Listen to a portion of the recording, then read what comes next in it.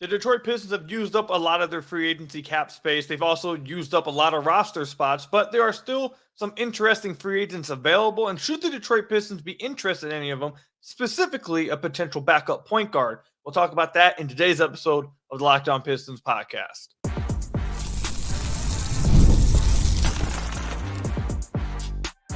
You are Locked On Pistons, your daily Detroit Pistons podcast, part of the Locked On Podcast Network. Your team every day. What's the deal? Welcome back to another episode of the Locked On Pistons podcast. Per usual, I am your host, Koo Cahill. You can find me over on Twitter at Koo Cahill. I want to thank you guys for making Locked On Pistons your first listen of every single day. We are free and available on all your podcast platforms. If you haven't already, head to the YouTube channel at Locked On Pistons. Hit that subscribe button or leave us a 5-star review on whatever podcast platform you're listening to this on. That's another great way to support the podcast. And today's episode is brought to you by Game Time. Download the Game Time app, create an account, and use code LOCKEDONNBA for $20 off your first purchase. Terms apply. You'll hear more about Game Time a little bit later. Later on the podcast, we'll also talk about what to expect in the Pistons' next Summer League game, which will be played Friday afternoon. Also, I want to give my reaction to some Pistons talk that happened on the Lowe podcast with Zach Lowe. It happened around the hour and 8-minute mark. So if you guys want to go listen to that before, if you haven't already, if you guys want to go listen to that before you listen to my reaction and thoughts on it, go ahead and do that again. It was his recent episode. I'm talking about Jalen Brunson's extension. Around the hour and 8-minute mark, they went on and talked about the Detroit Pistons for about like 20 minutes, I think, around that mark. But go ahead and check that out if you haven't already. But I want to start off talking about the Pistons potentially needing to address a backup point guard. So the Pistons, we're at July 18th. And it's not to say the Pistons don't have any other moves left or that they can't make any more moves. Like they're just, it's over. They can't do anything. No, the offseason still has a long way to go, especially to the start of the season, about 3 months away from October. So you can still make moves within this time. But it seems like a lot of their cards have been played. They have used up a big chunk of their salary cap space. They have used up quite a few of their roster spots.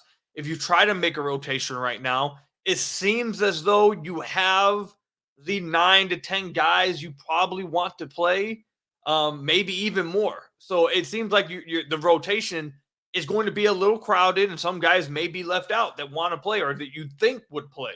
So it's looking like the Pistons are, again, there always is a potential move to be made, whether it be a trade or whatever. Not saying they can't make any moves or that. I don't expect them to ever make another move.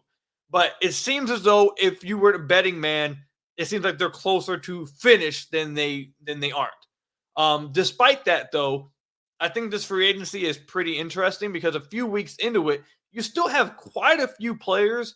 There are legit good NBA players on the free agent market. Some legit guys who are legit NBA players that can help teams that are still available on the market. Heck, just a few days ago, I think like 2 days ago, Gary Trent Jr. finally got signed. He went to Milwaukee on an absolute steal. I don't know how they allowed Gary Trent Jr. to go to the Bucks on a 1-year deal. I know I saw some reports that said he turned down a few multi-year offers to try to get an prove-it deal so he can get more money next offseason. I get it, but that just shows you that a few days ago, Gary Trent Jr. just signed for a 1-year contract with the Bucks, a cheap contract.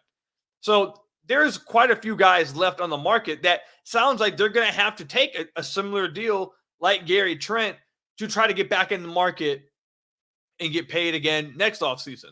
I'm just going to read off the players that was on this tweet from Evan Sidery because I quoted it and I talked about it on Twitter. So this is the tweet I'm going to reference. He's talking about how all these players are available in free agency. I'm going to name all the players on his list. After I name all these players on this list, I want you guys to tell me down below who you guys would want the Pistons to go after, if any of these guys. And then I'm going to talk about why the Pistons should be looking at least a few of these guys and who they are. But the names he lists off are Tyus Jones, Markelle Fultz, Isaac Okoro, Lonnie Walker, Luke Kennard, Precious Achiuwa, Spencer Dinwiddie, Gordon Hayward, Jay Crowder, Marcus Morris, Dennis Smith Jr., Robert Covington, Cedi Osman, and Doug McDermott. So let me know in the comment section down below how many of those names you'd like to see the Pistons still go after. They still have some cap space, depending on how they made their moves with Malik Beasley and Simone Fontecchio re-signing. I don't think we've gotten official word on how they use their contracts into the cap space, whether they still have the MLE available, all that stuff. So depending on how they use it, they have various amounts of cap space, but they have some cap space remaining nonetheless. The guys that I think the Pistons 100% should be trying to go after, a backup point guard. Right now, the Pistons' backup point guard options are Marcus Sasser and Jaden Ivey.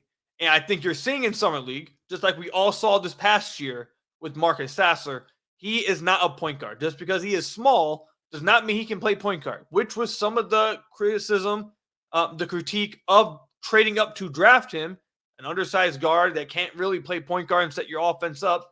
That was some of the critique at that point, but I'm not trying to get into that. Marcus Sasser is not a point guard. He should not be your backup point guard. He should be, if you're going to play him in your rotation, he should be playing next to a bigger guard that can run the offense, and he can be a spot-up shooter that can, but then he can guard the one on defense with his point of attack defense.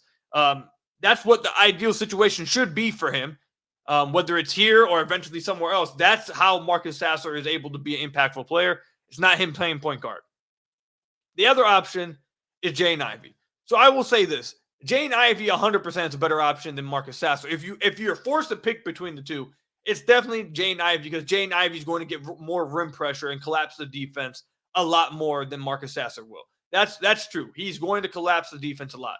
However, Jaden Ivey plays too fast oftentimes. He doesn't play at the speed you would like him to play to run an offense if he's going to be your sole point guard on the floor, which is concerning. He's reckless with the ball. He's reckless with some of his passes. I bring this up a lot. People just seem to gloss over this, but him and Cade had vastly different usage rates. Obviously, Cade had the ball in his hands a lot more than Jaden Ivey did, but they had the exact same turnover percentage. Let me go ahead and pull the numbers up right now for you. Where is that? Okay, right here. So Cade Cunningham had a 30.8 usage rate. 30.8 usage rate. And everyone, I actually was wrong about the turnover percentage. We'll get into that in just a second. Everyone complains nonstop about Cade's turnovers. He's terrible with the turnovers. The turnovers are terrible, all that stuff. With Cade's 30.8 usage rate, again, he had the ball in his hands a ton. Everything went through him. He had a turnover percentage of 14.1. Compare that to Jaden Ivey, who had a 24.9 usage rate, which was much less than Cade Cunningham. He had a 14.7 turnover percentage, which is slightly above Cade. I said the exact same. That was incorrect. It's slightly above Cade's. So vastly less usage, but nearly identical, slightly more turnover percentage, which means Jaden Ivey's turned the ball over more in limited sample than Cade Cunningham is in larger samples. And I'm not just throwing those numbers out. If you watch the games this past year, like the numbers just confirm what your eyes saw, Jaden Ivey was reckless with the ball this past year. He made some improvements toward the back end of his rookie season, some improvements, but then took a major step backwards in that department this entire season. So I don't know, and I don't believe anybody coming out of the draft after they drafted Jaden Ivey was saying Jaden Ivey should be the point guard. Literally, the entire argument for Jaden Ivey was he can play with Cade Cunningham. He's an off-ball guard. He's not your point guard. He's a guy you want attacking gaps. He's a guy that you want attacking closeouts, creating off of other people's gravity. He's the kind of guy that can really get to the rim, like all that kind of stuff. His selling point was never, well, this guy's a point guard. Like he can be your backup point guard. He can be your point guard on the floor. That was never his selling point. So I don't understand why some people want to force him into this hole. Jaden Ivey's not a point guard. That doesn't mean he doesn't get, just because you're not a point guard doesn't mean you can't have the ball in your hands a lot. That's not what that means. He should have the ball in his hands if you're going to keep him on the team. He should have the ball in his hands. But that doesn't mean he should be a point guard. And trying to force him into being a point guard, I feel like is very foolish. I'm going to continue to say this over and over and over again. I've said this for years, going all the way back to Sadiq Bey. I'm not going to lie to you. I feel like I've been proven right with this argument time and time again. And even Trajan Langdon kind of referenced this point I've made over and over again in his introductory press conference. Do you want these guys to develop? You want these guys to get better? You want them to be in the right situation or the right environment for them to develop? You want to know what that means? Putting them in the best positions on the floor where they can flourish, not continuing to try to force them to be something they're not constantly asking players to be more than what they really are. Sometimes it's okay to just be what you are and develop what you can be or what you are to the best of those abilities instead of throwing you on the floor and putting you in positions that you are just not fit to be in. So many of these players over the last 3 years have been asked to do things that they are simply not. And the argument constantly has been, well, let them develop that thing. That's how you become superstars. Not everyone's meant to be a superstar. And even if you want them to become a star, can they become better in the things that's supposed to be their strengths before they actually try to add other things to their game? Can Jaden Ivey become a better finisher before you start trying to force him to be a point guard? Can he become a better shooter before you start trying to force him to be a point guard? Can his defense improve a little bit? Can he become a better decision maker before we try to force him to be the sole backup point guard in the roster? Because right now they don't have anyone else that can play backup point guard. It's only him and Sasser. And we all agree that Sasser can't play point guard. So Jaden Ivey, if they force him to be a point guard, I honestly feel bad for him. I don't think he's good at it. He shouldn't be the backup point guard, but also I don't think he's going to succeed in it. And you're setting him up to fail if you make him the backup point guard.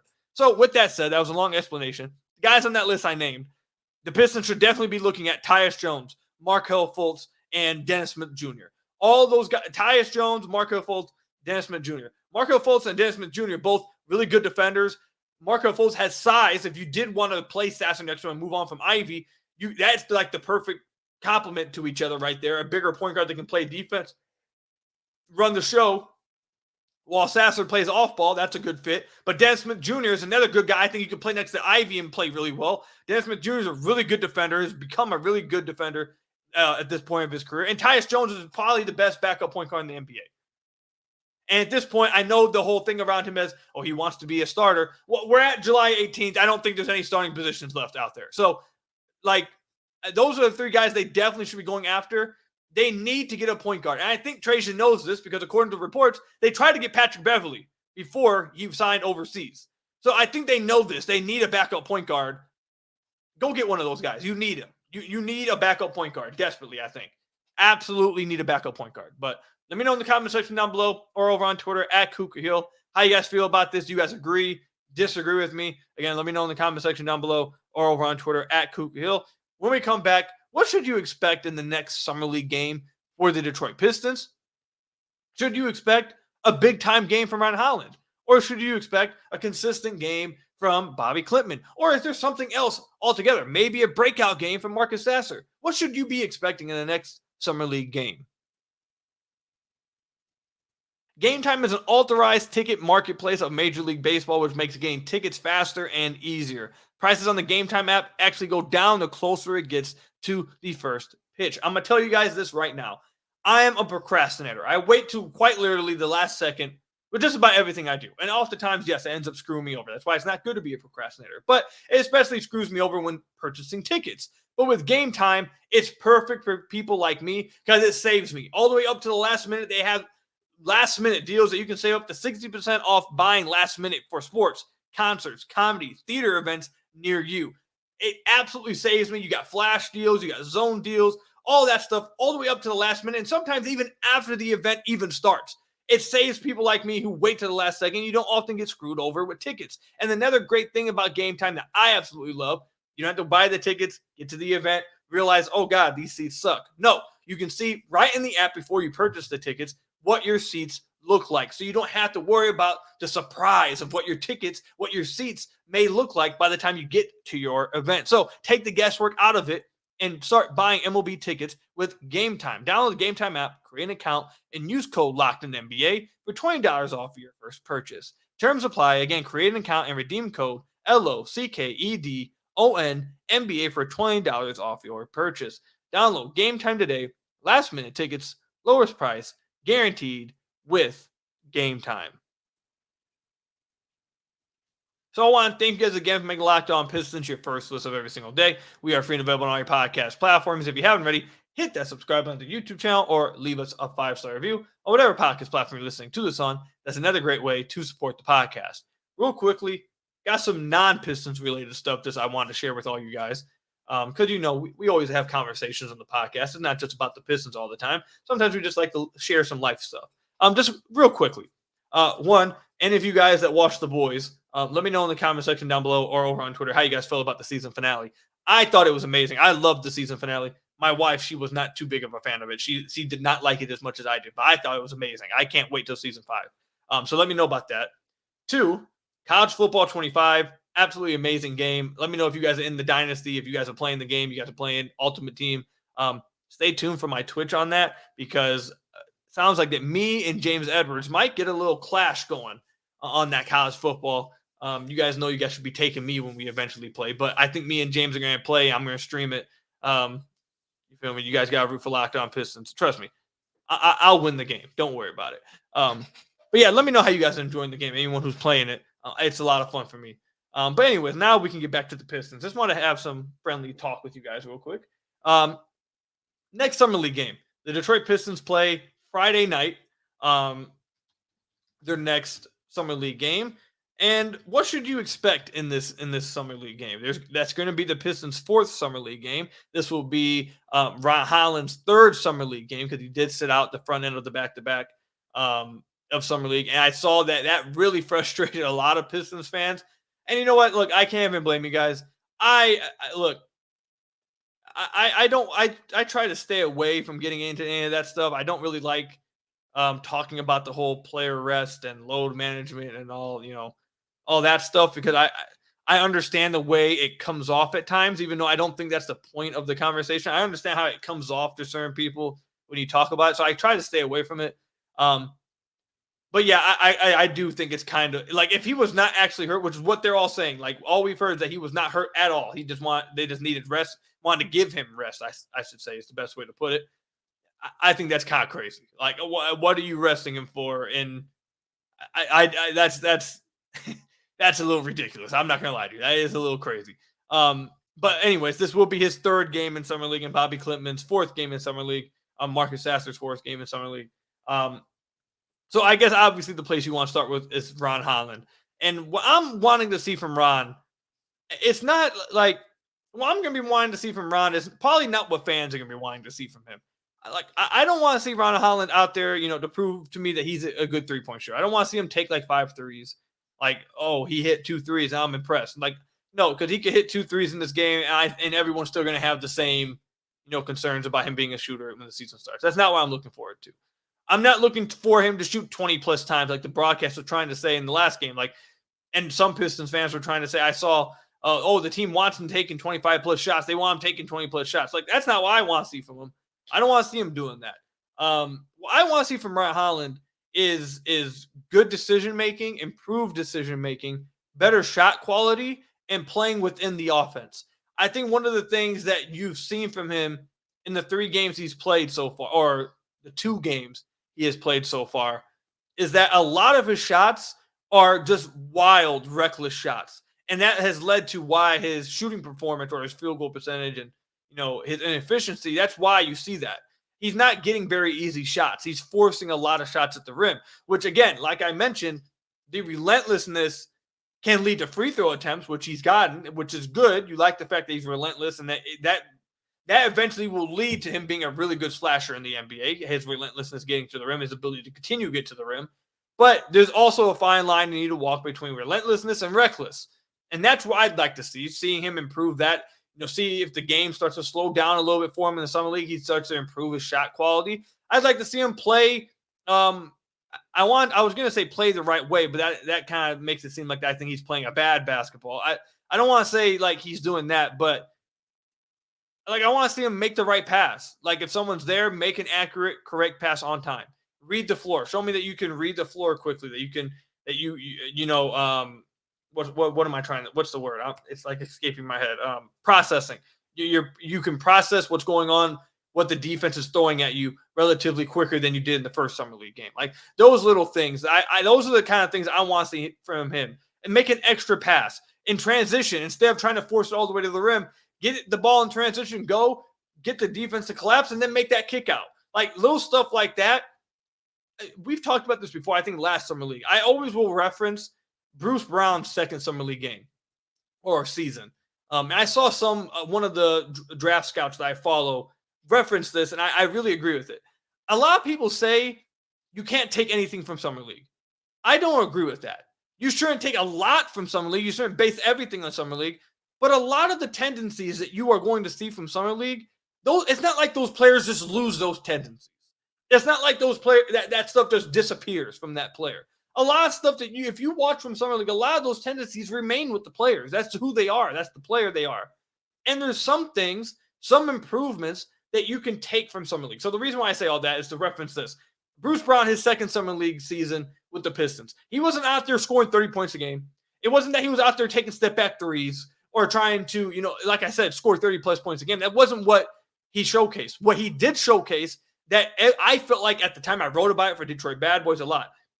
You immediately saw that his processing, his playmaking was going to improve, and he was going to bring that to the next season with the Detroit Pistons. And I remember writing during the Pistons season with Detroit Bad Boys throughout that season how Bruce Brown was the Pistons' best playmaker. And now we see how much that has helped him at this point of his career. That improvement that you saw in Summer League translated to the rest of his career. My point in saying that is there's some things you can take from Summer League that you will see again, that will translate to the NBA or won't translate to the NBA, whether it's a good or bad thing. And seeing if Ron Holland, if the game is slowing down for him and he's starting to make better decisions, will show that he is a quick learner, that he is reading the defense. It's becoming easier for him as he plays more and more games. He's processing things quicker and making better decisions. Like that kind of stuff. That's why I think he can carry over into the season, and that's why I'm looking forward to seeing from him. If he hits 3 threes in this game, like that kind of stuff is not what's going to translate. If he hits 3 threes in this game, no one's thinking he's going to show up at the beginning of the season and he's going to be some great play or some great sniper or something like that. If he shoots 20 plus times in this game, no one's going to be expecting him to shoot 20 plus times in the summer at the beginning of the NBA season. Like that stuff doesn't translate. What will translate is, I got 2 guys on me. I need to make this skip pass. I'm running in transition. It looks like guys like to collapse on me a lot in transition. I should probably look to make this kick. That stuff right there, real game scenarios that you have to make quick decisions off of, that translates whether it's pickup basketball, summer league basketball, Rico Hines basketball, NBA basketball. That's the stuff that you can prove on no matter where you are. And that's why I disagree with the idea that summer league, you can't take anything from that. That's not true. There's some things you shouldn't read into, which is, like I said in the last episode, like the Jared Dudley video that's going across where he's like, people think in summer league, the players think you got to score a lot. That's not what anyone's looking forward to seeing because no one thinks that you scoring 30 points are going to translate to the NBA. What they're looking to see is, hey, do you make this right read? Do you make this right pass? Do you box out right here? Do you process well? Like that kind of stuff. That kind of stuff translates. Whether you're good at it or not, that will translate to the NBA. So what I'm looking forward to see, this is a long-winded explanation of saying, I'd like to see evidence that the game is starting to slow down a little bit for Ron because it did look like the game was moving really fast for him. And for what it's worth, I did think you started to see it even slow down a little bit in the second game, at the back half of the game. I thought in the first half, he was really forcing stuff and was really taking some bad shots. In the second half, I think, even though I don't think he was like perfect in the second half, I did think you started to see like, okay, I can see the defense a little better. The game's starting to slow down. He's playing within himself a little more. That kind of stuff, that's what I'm looking to see from Ron Holland in this last – is this the Pistons last game? I think they have one more after this. Or this next, whatever. Even if it's the last one, it's the last one. I'm not completely sure. But the next Pistons Summer League game that plays on Friday night. That's the kind of improvement I want to see from Ron, not all the other stuff that maybe will catch a highlight reel. I don't think that stuff matters. Though it will be cool. If he posterizes somebody, I will not complain at all about it. I will be happy about it. But that's my takeaway from it. I was going to talk about some other things, but I went on pretty long about Ron Holland. I think that's the main guy everyone wants to hear talked about. So I don't think that's a mistake. But we're going to push all that other stuff off to maybe after the next Summer League game. We'll talk about it. But coming up, I want to talk about what Zach Lowe had to say on his latest episode of the Lowe podcast, where he talked about the Detroit Pistons quite a bit at the end of his podcast. So I want to thank you guys again for making Locked On Pistons your first listen of every single day. We're free and available on all your podcast platforms. If you haven't already, head to the YouTube channel at Locked On Pistons. Hit that subscribe button or leave us a 5-star review on whatever podcast platform you're listening to this on. That's another great way to support the podcast. So Zach Lowe, I think everyone knows who Zach Lowe is, right? I don't think I had to explain that. Zach Lowe is the ESPN, analyst, podcast host, whatever. I got a sneeze coming. I'm trying to bait it out and not sneeze in your guys' ear. I think it went away. Okay. I think we're good.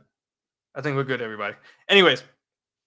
Okay. Everyone knows who Zach Lowe is. He has a famous podcast with ESPN, the Low Post. You'll see him on NBA Countdown, on First Take, on Get Up, you'll see him on all kinds of stuff.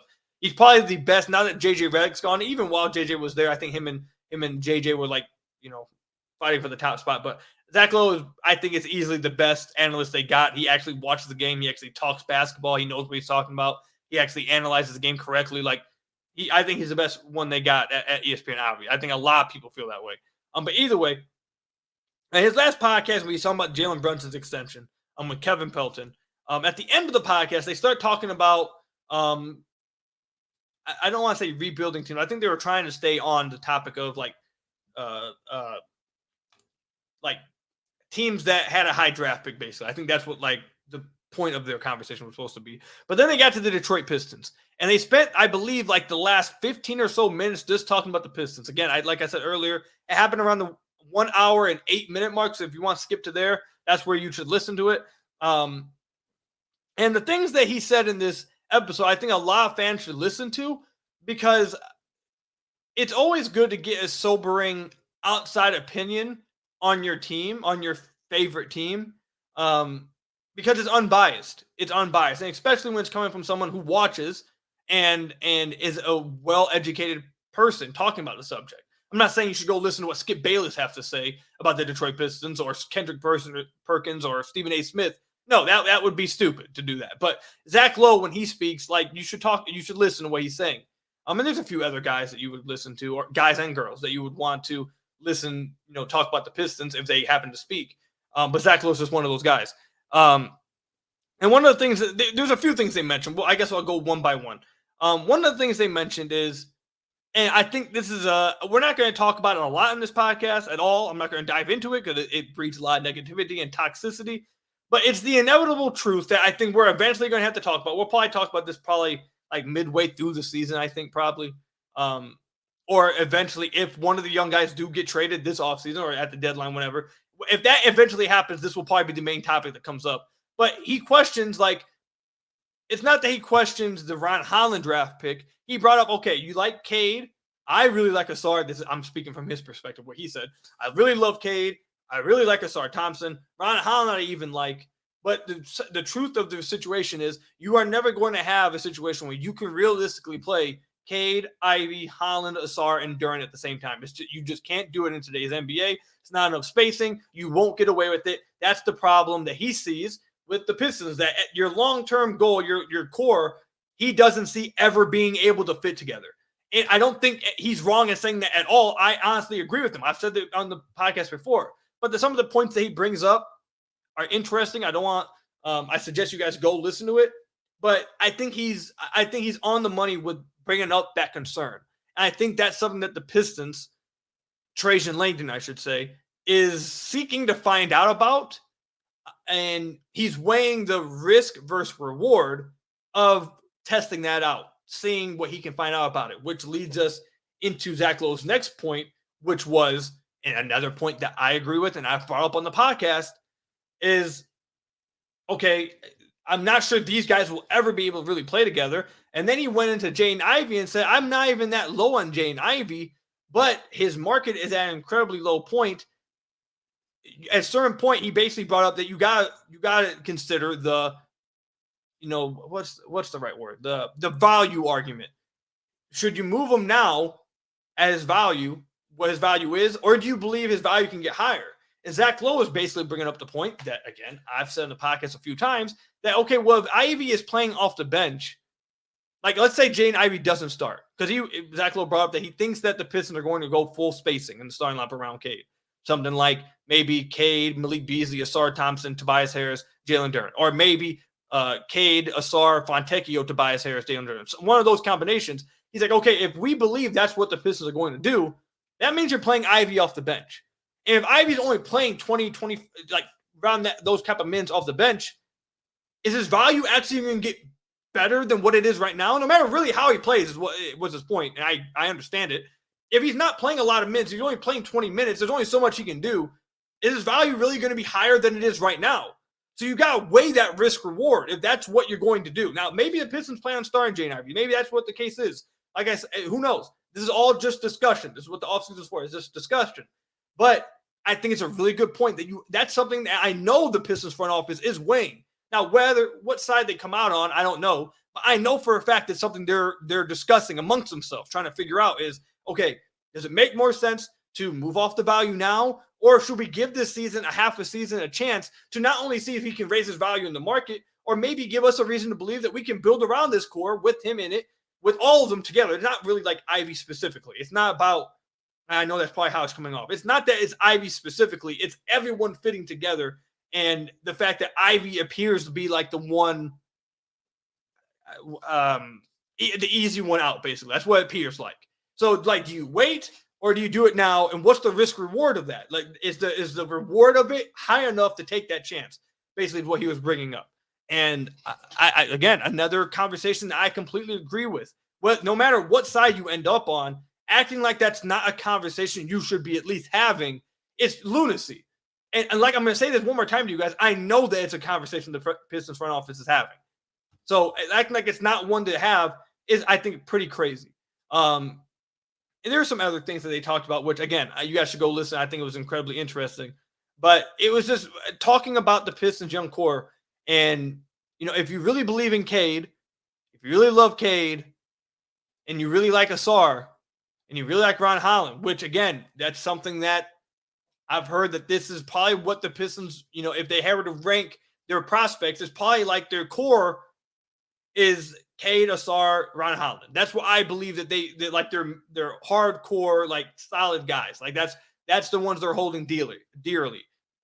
Which Zach Lowe also brought up in the podcast. He asked, well, what actually is their young core at that point? Like, is it Cade, Sasser, Ivey, or Cade, Sasser, Ron Holland, which is what he references. Either way, I just think it's a really good conversation that the Pistons are having, and that Pistons fans should be able to have amongst themselves without getting toxic about it. I think Zach Lowe brings up a lot of good points on the podcast. I think it's always fun to see someone who's educated talk about, again, your favorite team, because it gives an outside opinion. You shouldn't just be living in, the community's opinion, whether it's always positive opinion from the fan base or whether it's always negative opinion from the fan base. You should be getting opinions from here, there, over here. And like, you should be getting all kinds of opinions to feed your information and give you the most information possible to then form your own opinion. So I think Zach Lowe did a really good job talking about the Pistons. I think I agree with a lot of the points that he brought up. He also brought up that they just need to abandon the too big experiment, that he really hopes they don't go back to this the Stu Duren thing, which I agree with, but also brings up the point, well, okay, if they're not going to go Stu Duren, then, okay, is Reed not playing at all? And if you are going Stu Duren, that means you are playing Reed, and does that mean you're playing Ron Holland right out the gate? Like, there's questions, there's discussions that we don't really have the answers to. But I just thought it was a good discussion for Pistons fans to join in on and listen to. So go check that out. But that's all I've got for you guys today. Thank you guys for making Locked On Pistons your first listen of every single day. Free and available on all your podcast platforms. Hit that subscribe button to the YouTube channel. Leave us a 5-star review, whatever podcast platform you're listening to this on. And until next time, I'll see you guys later. Stay safe. Till next time, peace out.